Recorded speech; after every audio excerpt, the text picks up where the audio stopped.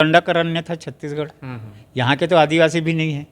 जैसे मैंने बताया, युद्ध हुआ, आर्यों से हारे, तो इन लोग अपनी संस्कृति बचाने के लिए आके छुप गए। मैं तो कहता हूँ भाई, आप देखिए कोई भी सभ्यता नदी के किनारे में जहाँ जाए जमीन हो वहाँ रहते, तो आदिवासी लोग तो इस भारत की धरती पे आने वाले पहले लोग हैं ना। तो वो कहाँ बसेंगे? जंगल कंदराओं में। भाई सोचने की बात है। वो गंगा यमुना के दोआब में रहते थे, वो जाके छुपे क्योंकि फर्टाइल लैंड थी उसके। हाँ, फर्टाइल लैंड थी। दो नदियाँ थी जो ऐसे मतलब बहती थी कि पानी कभी वो नहीं होता था, तो ये जाके छुपे। तो छत्तीसगढ़ में बेसिकली पहला माइग्रेशन 3000 साल पहले आदिवासियों का, उसके बाद शेड्यूल ट्राइब, उसके बाद में ट्रेबल ट्राइब के बाद में शेड्यूल कास्ट के बाद में ओबीसी के लोग आए, तो हमारे लोग भी आए जी। और हम लोग भी यूपी बिहार से आए हुए लोग हैं। अच्छा, यूपी बिहार से माइग्रेट होके आए हैं। करीब कितने साल पहले? लगभग 2-2.5 साल। मेरे नाम को कोई भी छत्तीसगढ़िया मेरे नाम को विष्णु नहीं बोलेगा। यदि पक्का छत्तीसगढ़िया ये विष्णु, ये उसका वो है। सा को भी वो षटकोण कसा नहीं बोलेगा, सरोते कसा बोलेगा। तो ये भी भ्रांति, पूरा जितनी भ्रांति और जितना किस्सा कहानी गलत गलत बुद्ध के बारे में क्रिएट किया गया है, वो किसी के बारे में नहीं है। जी जी। भारत के इतिहास में आप देखेंगे इसको, क्यों? क्योंकि बुद्ध को आउट करना था, है ना। ठीक ठीक। लेकिन कहाँ आउट कर सकते हैं? अभी जहाँ खोदो वहाँ बुद्ध है। अरे छत्तीसगढ़ बुद्ध की धरती है। जी जी। तो बुद्ध जो थे वो खुद ओबीसी।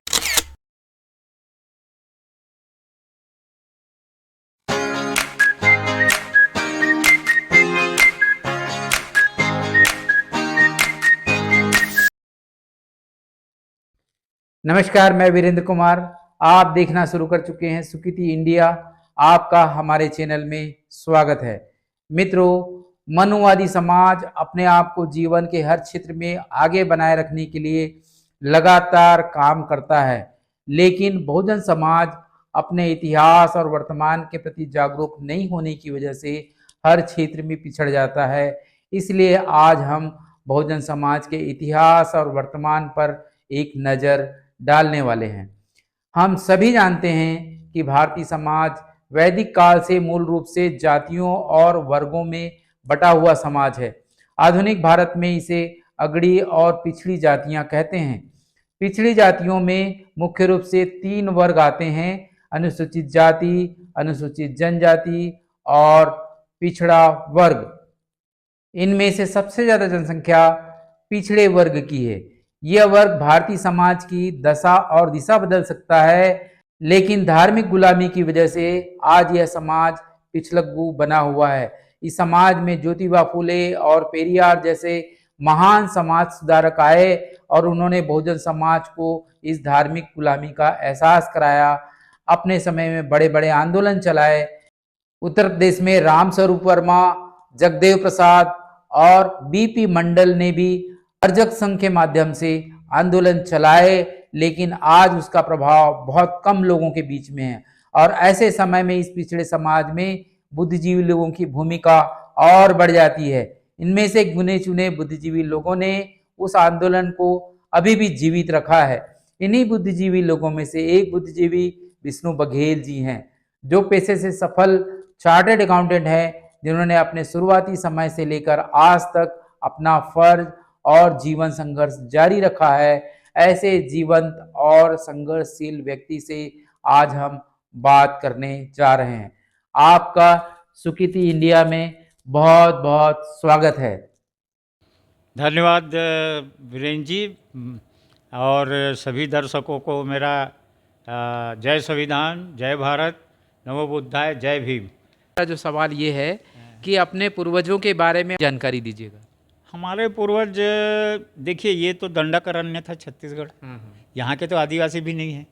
जैसे मैंने बताया, युद्ध हुआ, आर्यों से हारे, तो इन लोग अपनी संस्कृति बचाने के लिए आके छुप गए। मैं तो कहता हूँ भाई, आप देखिए कोई भी सभ्यता नदी के किनारे में जहाँ जाए जमीन हो वहाँ रहते, तो आदिवासी लोग तो इस भारत की धरती पे आने वाले पहले लोग हैं ना।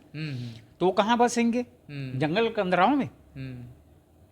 भाई सोचने की बात है। वो गंगा यमुना के दोआब में रहते थे, वो जाके छुपे क्योंकि फर्टाइल लैंड थी उसके। हाँ, फर्टाइल लैंड थी। दो नदियाँ थी जो ऐसे मतलब बहती थी कि पानी कभी वो नहीं होता था, तो ये जाके छुपे। तो छत्तीसगढ़ में बेसिकली पहला माइग्रेशन 3000 साल पहले आदिवासियों का हुआ। जी मैं उनको भी मूल निवासी नहीं मानता हूँ यार, मैं नहीं मानता भाई, हो जी। सकता है किसी और को व्यू अलग हो। उसके बाद शेड्यूल कास्ट के लोग आए, उसके बाद जब जैसे जैसे अत्याचार बढ़ते गया, उसके बाद शेड्यूल ट्राइब, उसके बाद में ट्रेबल ट्राइब के बाद में शेड्यूल कास्ट के बाद में ओबीसी के लोग आए, तो हमारे लोग भी आए जी। और हम लोग भी यूपी बिहार से आए हुए लोग हैं। अच्छा, यूपी बिहार से माइग्रेट होके आए हैं करीब कितने साल पहले? लगभग 2-2.5 साल पहले। जी, जी, जी। और अब जैसे हमारी छत्तीसगढ़ी वहाँ से विकसित हुई, तो देखिए हमारी छत्तीसगढ़ी में बिल्कुल जो अपना प्रकृति और पाली है उसका पुट है। अच्छा, दोनों का। दोनों का पुट है। कैसे? जैसे पाली में श और षटकोण का श नहीं होता, नहीं होता, वैसे ही छत्तीसगढ़ी में नहीं होता। अच्छा। ईश्वर नहीं बोलते हैं छत्तीसगढ़ी में, ए ईश्वर हाँ है ना। अच्छा। व नहीं होता, ब होता है। हाँ वैसी पाली में होता है। जी, जैसे मेरे नाम को कोई भी छत्तीसगढ़िया मेरे नाम को विष्णु नहीं बोलेगा। यदि पिक्का छत्तीसगढ़िया ये विष्णु, ये उसका वो है। स को भी वो षटकोण का सा नहीं बोलेगा, सरोते का सा बोलेगा। तो ये विष्णु तो ये अभी दिखाई देता है? अभी भी दिखाई देता है। अच्छा। ये पाली से आए हैं। हम लोग की मूल भाषा पाली थी, प्रकृत थी, और वहाँ से फिर ये विकसित होके आया। अच्छा। तो हम लोग वहीं से आए, जैसे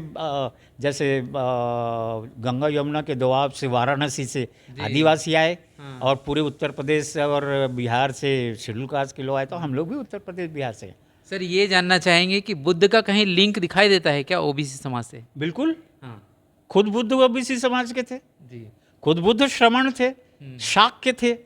शाक्य मतलब आज वो लोग जो साग भाजी उगाते हैं वो अपने आप को शाक्य कहते हैं, कुशवाहा कहते हैं। कुर्मी कुशवाहा ये लोग तो खेती किसानी वाले लोग थे ना। तो इस तरीके से देखा जाए तो बुद्ध भी ओबीसी के थे। जी जी जी। खत्ती थे, खत्ती। खत्ती मीन्स छत्री नहीं, ये तो ये जितनी भ्रांति, पूरा जितनी भ्रांति और जितना किस्सा कहानी गलत गलत बुद्ध के बारे में क्रिएट किया गया है, वो किसी के बारे में नहीं है।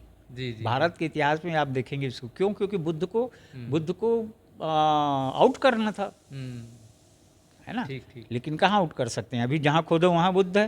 अरे छत्तीसगढ़ बुद्ध की धरती है। जी जी। तो बुद्ध जो थे वो खुद ओबीसी के थे। और ये आपने कहा कि सामाजिक, आपने एक शब्द यूज किया, वो सामाजिक क्या था, सुधार।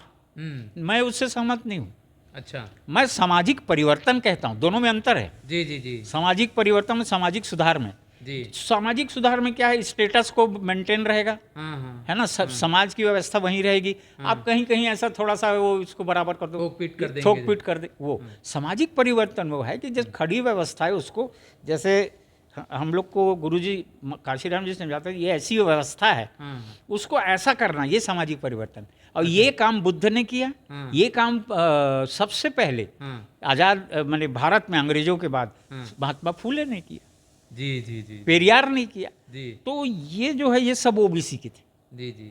सब उत्तर ओबीसी। प्रदेश में रामस्वरूप वर्मा जी ने अर्जक संघ बनाया। जी जी जी। और उन्होंने शोषित समाज दल बनाया। और मैं बताऊं आपको, ब्राह्मणवाद के विरुद्ध कांशीराम से पहले कोई लड़ा है तो वो रामस्वरूप वर्मा है। और कांशीराम जी को जब मैं बुलाया रायपुर में, गांधी चौक में डॉक्टर खूबचंद बघेल की पुण्यतिथि में 26 फरवरी सन 1995 को मैं बुलाया था उनको।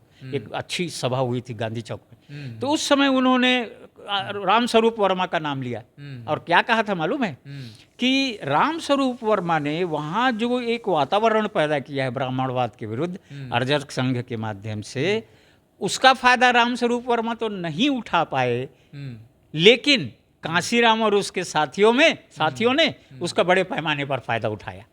तो ये बात उन्होंने कही थी और तब मुझे समझ में आया। मैं नहीं जानता था रामस्वरूप वर्मा को। वर्मा जी कुर्मी थे क्या? हाँ, कुर्मी थे जी।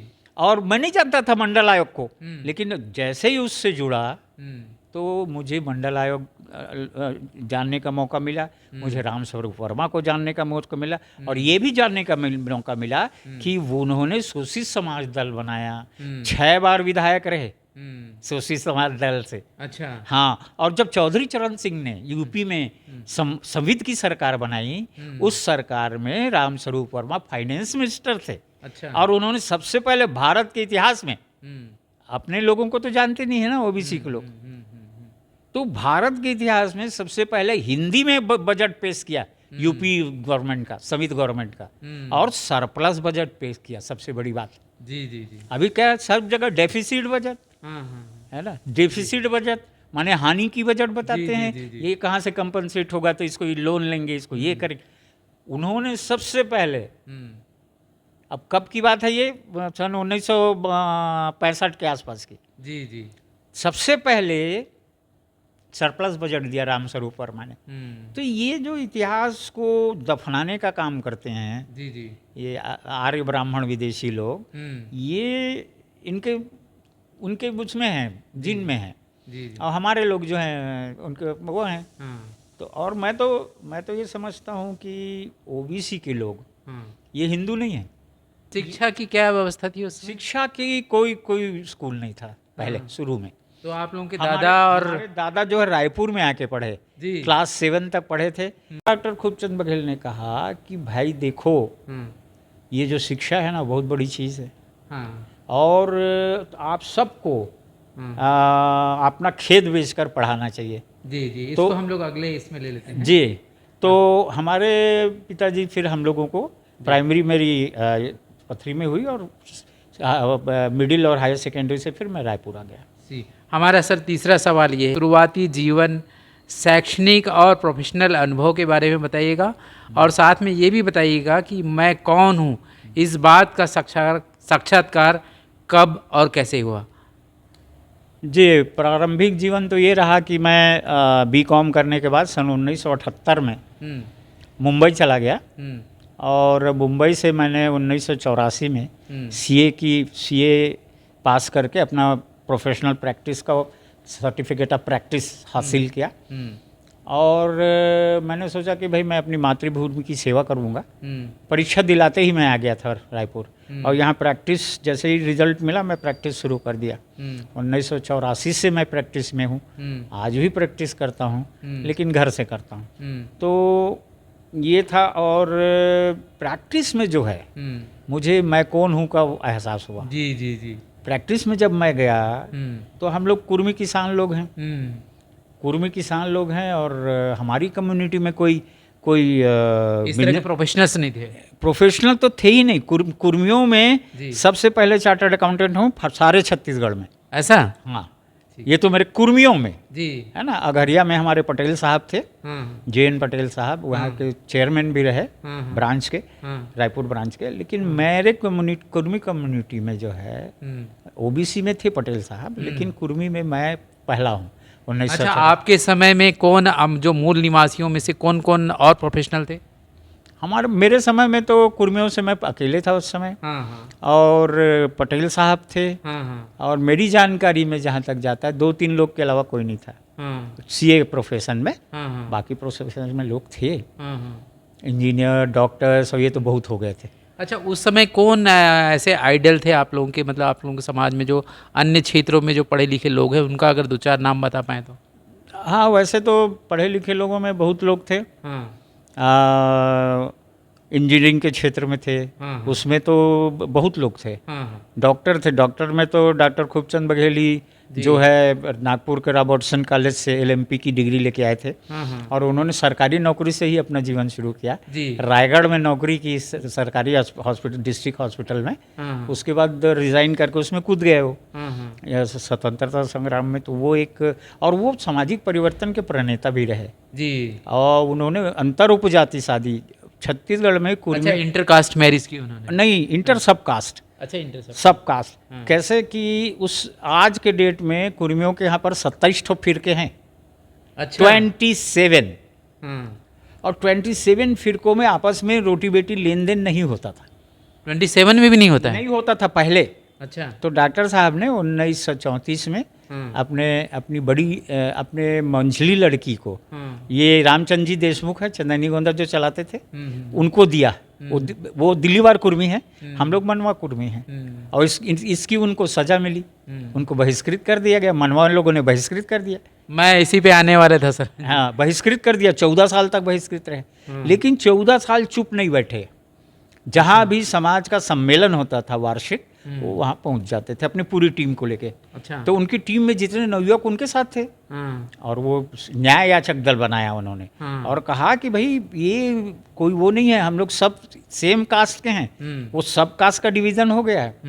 14 साल बाद लोगों ने माना कि डॉक्टर साहब सही हैं, और अंतर उपजाति शादी को छत्तीसगढ़ में मान्यता मिली जी। तो ये संघर्ष का परिणाम। और देखिए, उन्होंने विजन वाले थे, वो समझ गए थे कि समाज, मानव समाज का विघटन जो है वर्ण से वर्ग, वर्ग से जाति और जाति से उपजाति में हुई है। और वर्ण को तोड़ने में तो बहुत मेहनत लगेगा, जातियों को तोड़ने में तो बहुत मेहनत लगेगा। तो कहाँ से शुरू करो? सबसे नीचे पायदान से शुरू करो, है ना। उपजातियों को तोड़ता हूँ, फिर जातियों में आएंगे। तो वो, अब पता नहीं बाबा साहब को पढ़ते थे कि नहीं डॉक्टर साहब, लेकिन उन्होंने एक फील्ड में काम किया, उपजाति बंधन को तोड़ा। और आज जो सर्वकुर्मी समाज जो है छत्तीसगढ़ का, वो उन्हीं की देन है, उन्हीं के संघर्ष का फल है, जो आज 27 फिरके के लोग एक साथ बैठ के जो है अपना दुख सुख वो करते हैं, बांटते हैं, वार्षिक सम्मेलन होता है। सर, ये बहुत बड़ा एक कन्फ्यूज़न है। बहिष्कार जो है ना, अभी भी गांव में चल रहा है। हाँ, बिल्कुल, अभी भी जारी है। और ऐसा नहीं, हर वर्ग में जारी है, हर समुदाय में जारी है। तो आप खूबचंद बघेल जी से लेकर के अभी तक, अभी लोगों को ये नहीं मालूम है खूबचंद बघेल जी ने वो मोमेंट की शुरुआत की थी। उस समय जो है, तो ये आपके माध्यम से हमारे दर्शकों को पता चलेगा। और कुछ जानकारी हो बहिष्कार के बारे में तो थोड़ा शेयर कर सकते हैं। बहिष्कार के बारे में ये था कि जैसे दूसरी जाति के लोगों को ट्रीट करते थे, वैसे डॉक्टर को, आपने ऐसा कोई अनुभव किया है क्या? मेरे व्यक्तिगत इसमें मेरे को तो कभी नहीं हुआ, क्योंकि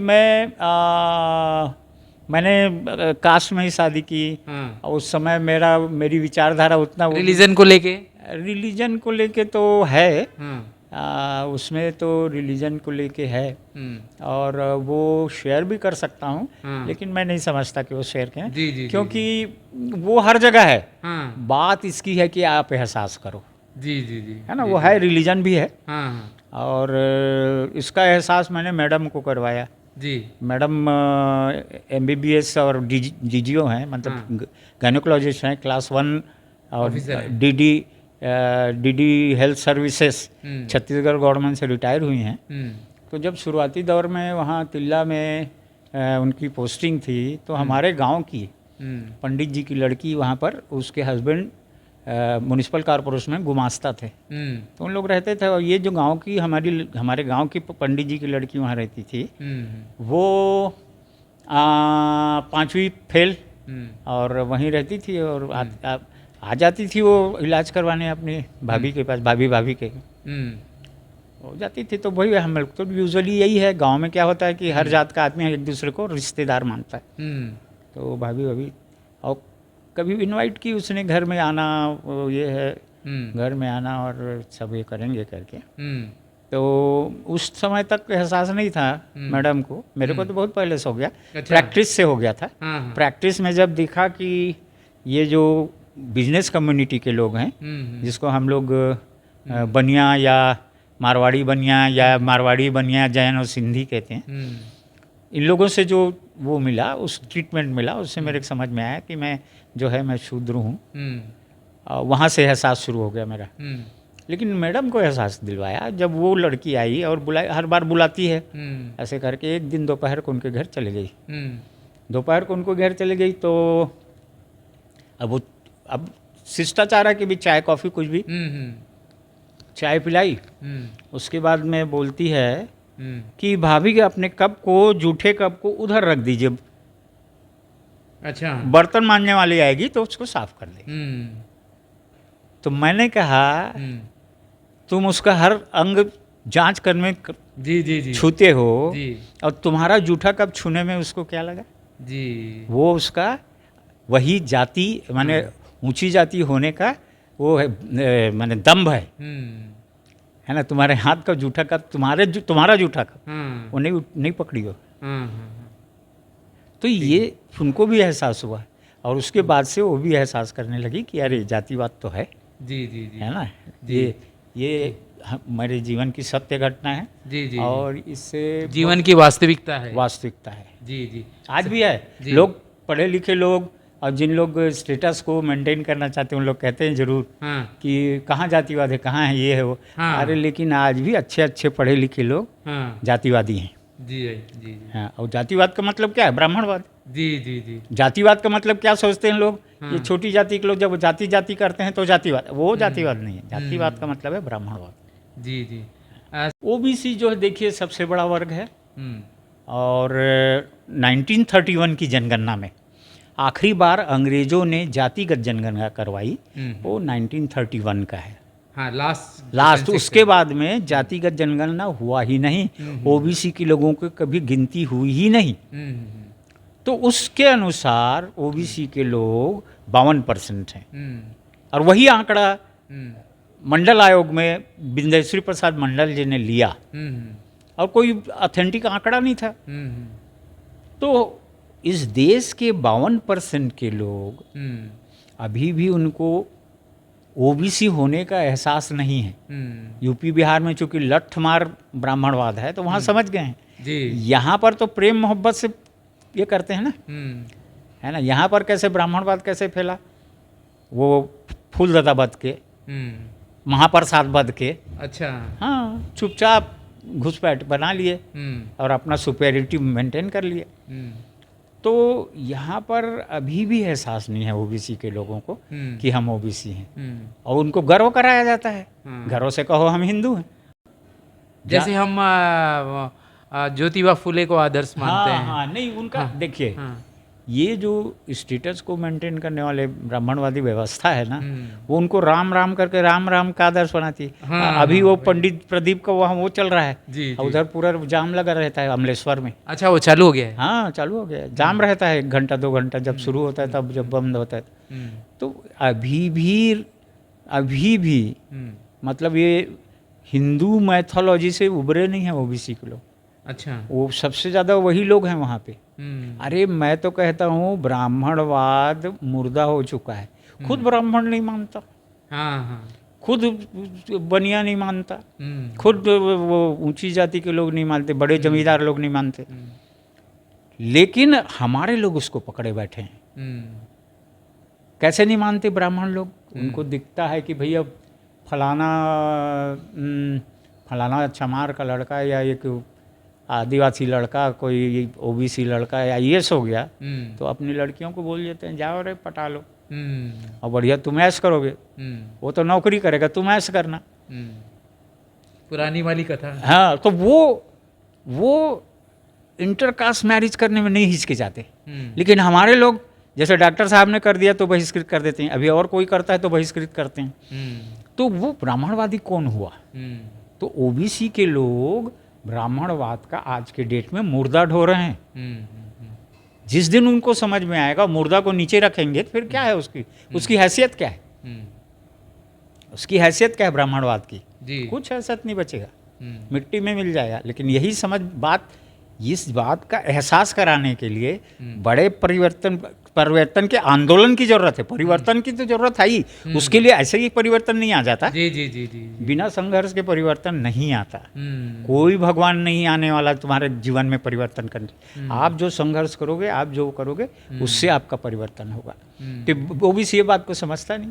33 करोड़ देवता में खोया रहता है और इन लोग बड़े मगन रहते हैं किस्सा कहानी सुनने में। आज जो है इनके बच्चे जो है विदेश में जाके पढ़ते हैं, हमारे बच्चे कांवड़ यात्रा करते हैं, है ना, पानी ढोते हैं। और ये प्रदीप क्या शर्मा क्या है, प्रदीप मिश्रा जी इनको बताते हैं 1 लोटा जल सब समस्या का हल। और जब सब खुद बीमार पड़ते हैं तो आईसीयू में जाके भर्ती होते हैं। जी हैं, खुद बीमार पड़ते हैं आईसीयू में भागते हैं। तो ये बात दिखती, लोग जानते हैं लेकिन जानबूझ के नहीं करते। दूसरी बात एक ठो और कही थी प्रदीप मिश्रा जी ने, अब उनका नाम ले रहा हूँ मैं, कि बोले यदि आपका बच्चा पास नहीं होता तो वो क्या वो बेल के पत्ते में 3 बेल के पत्ते में जी जी मधुरस लगाइए और शिवलिंग के ऊपर वो करके पानी डालिए। ये अखबार में भी आया था। अखबार में भी आया था और ये कहते भी हैं हम्म, और आपको मालूम है इनका खुद का बेटा 8वीं में फेल हो गया, जी है ना। जी। तो मतलब कहने का ये प्रत्यक्ष प्रमाण देखने के बावजूद भी वो भागे जा रहे हैं। जी जी जी। तो ये ओबीसी की हालत है। जी। और आज ओबीसी में वर्ग चेतना का अभाव है, वर्ग चेतना का भाव। बहुत अभाव है। वो अपने आप को ओबीसी थोड़ी बोलता है। जब वो संघर्ष करता है, सामाजिक संघर्ष करता है, राजनीतिक संघर्ष करता है, तो वो ओबीसी संघर्ष कर रहा है ऐसा नहीं है। वो बोलेगा मैं कुर्मी संघर्ष कर रहा हूँ, अच्छा मैं तेली संघर्ष कर रहा हूँ, मैं यादव हूँ मैं संघर्ष कर रहा हूँ। अरे भाई तुमको जानबूझ के अल्पसंख्यक बनाया गया, तुम तो बहुसंख्यक आदमी हो। ओबीसी बहुसंख्यक है, 52% जिसकी जनसंख्या हो।